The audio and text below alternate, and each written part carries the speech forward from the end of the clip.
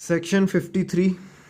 ये 53 और उसके आगे के कुछ अक्यूज्ड की एग्जामिनेशन से रिलेटेड सेक्शंस हैं। ये उतने ज़्यादा इंपॉर्टेंट नहीं है, बस एक बेसिक आइडिया होना चाहिए, इसलिए इनकी सिर्फ एक रीड मार लेंगे। 53 का सब सेक्शन 1 बेसिकली यही बोलता है कि अगर जो भी अरेस्टेड पर्सन है तो ऐसे ग्राउंड्स बन रहे हैं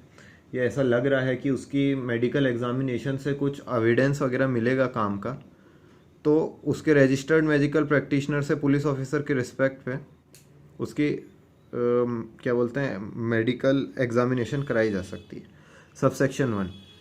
when a person is arrested on a charge of committing an offence of such a nature and alleged to have been committed under such circumstances that there are reasonable grounds for believing that an examination of his person will afford evidence as to commission of that offence, it shall be lawful for a registered medical practitioner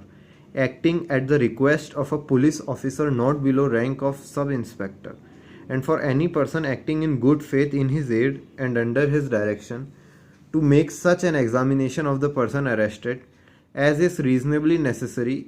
in order to ascertain the facts which may afford such evidence and to use such force as is reasonably necessary for that purpose.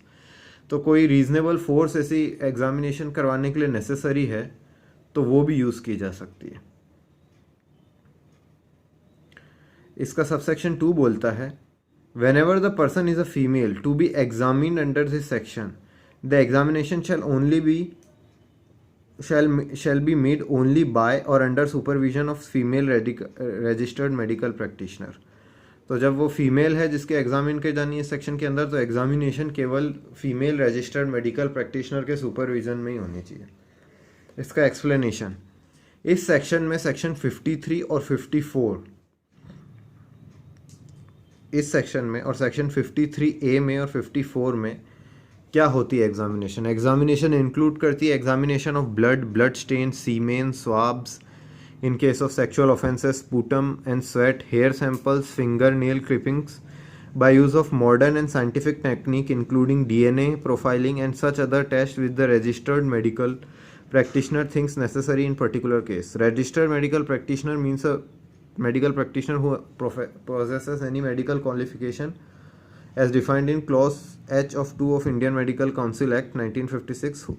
and whose name has been entered in state medical register. ये भी उतना important नहीं था और फिर भी देख लिया।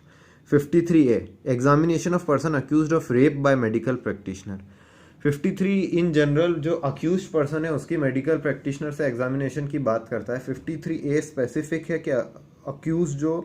रेप के लिए अक्यूज्ड है उसकी मेडिकल प्रैक्टिशनर से एग्जामिनेशन, विक्टिम की बात नहीं हो रही है, अक्यूज्ड की बात हो रही है।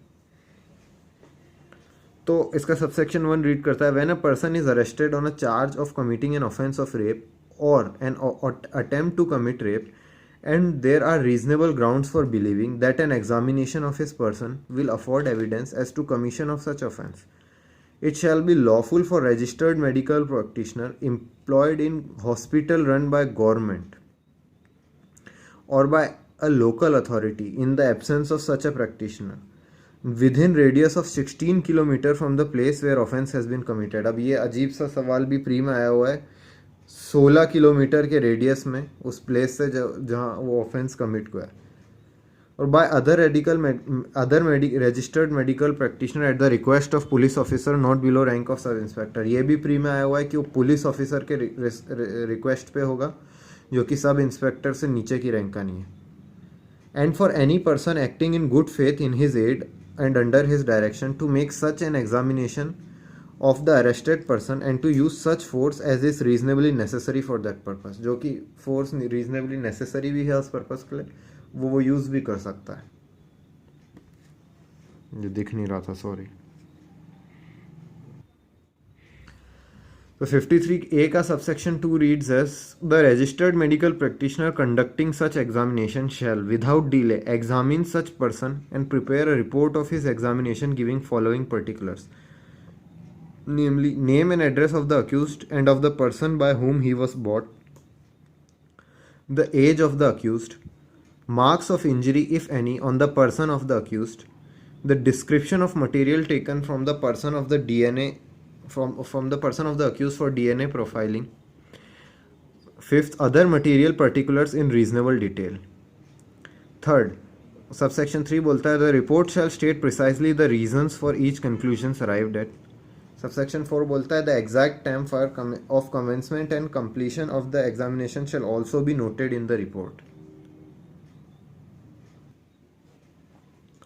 सबसेक्शन 5 बोलता है रजिस्टर्ड मेडिकल प्रैक्टिशनर बिना डिले के फॉरवर्ड करेगा ये रिपोर्ट इन्वेस्टिगेटिंग ऑफिसर को, जो उसे फॉरवर्ड करेगा मजिस्ट्रेट को सेक्शन 173 के अंदर। 173 रिपोर्ट टू पुलिस ऑफिसर जो है as parts of documents refer to in clause A of subsection 5 of that section. 173 क्या था, एक सेकंड देख लेते हैं। जो ये रिपोर्ट दी जाएगी वो सेक्शन 173 के अंदर दी जाएगी, बोला था ना। Section 173 report of police officer on completion of investigation, ये वो रिपोर्ट है जो पुलिस ऑफिसर मजिस्ट्रेट को फॉरवर्ड करता है। उसके क्लॉज 2 में कई डॉक्यूमेंट लिखे हुए हैं, name of parties, nature of information वगैरह वगैरह, वेदर क्या कोई रिपोर्ट है, वेदर रिपोर्ट ऑफ, और इसमें आ गया क्लॉज H जिसकी अभी बात कर रहे थे, whether the report of medical examination of women has been attach where investigation relate to offence under section 376, 376A, 376B वगैरह वगैरह, यानी सारे रेप वाले। तो ये है जिसकी बात की जा रही थी। सॉरी गलत देख लिया, क्लॉज ए की सबसेक्शन 5 की बात करी जा रही थी, जो देखा वो अलग था, वो 2 का H था, उसकी बात नहीं की जा रही थी। तो सेक्शन 54 है examination of arrested person by medical officer. When any person is arrested, he shall be examined by a medical officer in the service of central or state government, and in case the medical officer is not available, by registered medical practitioner soon after arrest is made. Proviso बोलता है provided that where the arrested person is female, the examination of the body shall be made only by or under the supervision of a female medical officer, and in case the female medical officer is not available, by a female registered medical practitioner. तो 54 जो है arrested person की, पहले accused ही था, अभी arrested person की medical officer से examination, ठीक है। तो इसमें सबसेक्शन 1 बोलता है जब कोई पर्सन अरेस्ट किया गया है तो वो एक मेडिकल ऑफिसर से एग्जामिन किया जाएगा जो कि सेंट्रल या स्टेट गवर्नमेंट की सर्विस में है,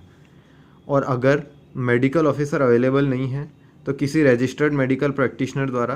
करवाया जाएगा सून आफ्टर अरेस्ट के होने के बाद। से प्रोवाइजो में बताया गया है जब अरेस्टेड पर्सन फीमेल है तो उसकी बॉडी की एग्जामिनेशन केवल फीमेल मेडिकल ऑफिसर के सुपरविजन में ही की जाएगी, और अगर फीमेल मेडिकल ऑफिसर नहीं अवेलेबल है तो फीमेल रजिस्टर्ड मेडिकल प्रैक्टिशनर के द्वारा या उसके सुपरविजन में। अब इसका सब सेक्शन 2 बोलता है मेडिकल ऑफिसर और रजिस्टर्ड मेडिकल प्रैक्टिशनर जो एग्जामिन कर रहे हैं अरेस्टेड पर्सन को,